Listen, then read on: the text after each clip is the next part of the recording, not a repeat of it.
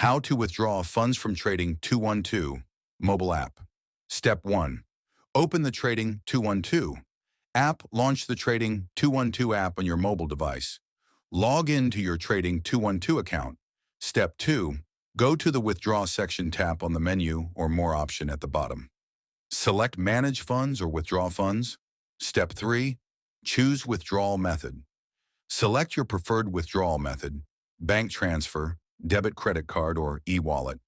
Ensure the method matches your deposit method due to Trading 212's refund policy. Step 4. Enter withdrawal amount. Input the amount you want to withdraw.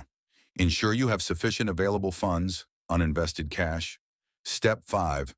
Confirm withdrawal request. Review the details and tap Confirm withdrawal. You may need to verify with 2FA, two-factor authentication. Step 6. Wait for processing withdrawals via bank transfer. Take 2 to 5 business days. Card withdrawals may take up to 10 business days. E-wallets, like PayPal, are usually processed faster. Step 7. Check withdrawal status. Go to transaction history to track the status of your withdrawal. If there are any issues, contact Trading 212 support. Your money will arrive in your selected withdrawal method once processed.